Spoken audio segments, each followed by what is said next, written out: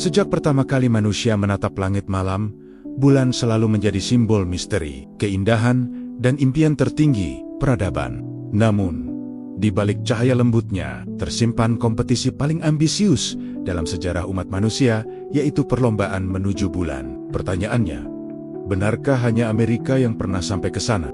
Ataukah ada negara lain yang diam-diam juga menjejakkan kakinya? Entah lewat mesin, atau mungkin manusia berikutnya yang akan datang?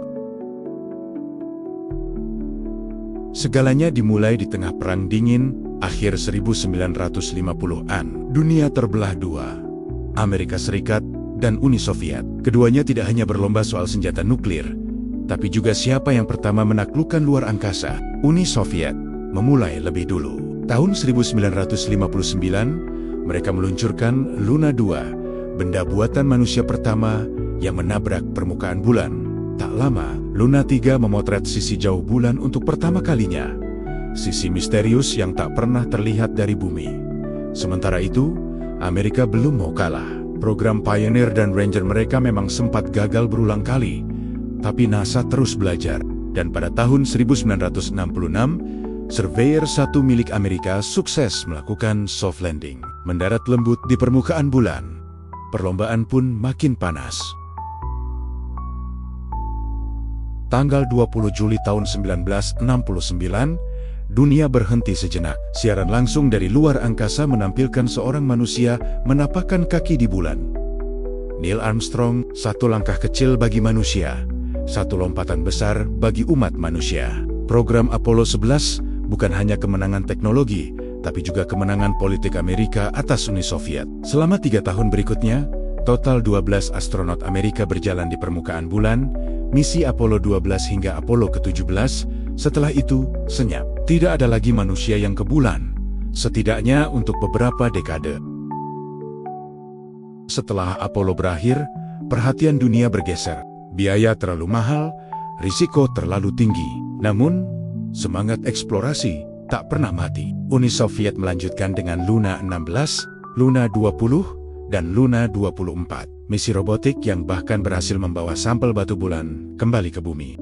Lalu, hening panjang selama puluhan tahun. Hingga tahun 1990, Jepang muncul dengan Hitan, satelit mungil yang memutari bulan. Kemudian Eropa melalui ESA ikut bergabung lewat Smart 1 di tahun 2003, menandai era baru kolaborasi sains internasional. Bulan bukan lagi medan perang ideologi, tapi laboratorium kosmik untuk seluruh umat manusia. Awal abad ke-21 membawa wajah baru dalam eksplorasi bulan. Asia, Tiongkok dengan program Chang'e meluncur pada tahun ke-2007, Chang'e 1 mengorbit bulan. Lalu Chang'e 3 tahun 2013 berhasil melakukan soft landing sempurna, disusul rover Yutu yang menjelajah di permukaannya. Puncaknya, Chang'e 4 di tahun 2019 menjadi wahana pertama dalam sejarah yang mendarat di sisi jauh bulan. Sesuatu yang bahkan belum pernah dilakukan Amerika. Dan tak berhenti di situ.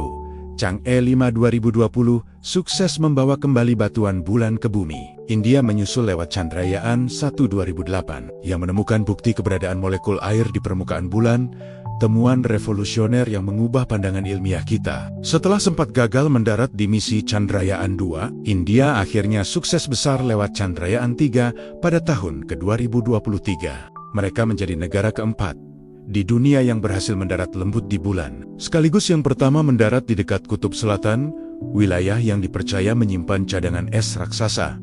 Jepang tak mau tertinggal. Setelah percobaan lewat Hiten dan misi orbiter Kaguya, akhirnya pada tahun 2024, wahana Slim Smart Lander for Investigating Moon berhasil mendarat di bulan. Jepang resmi menjadi negara kelima yang menjejakkan teknologi mereka di sana.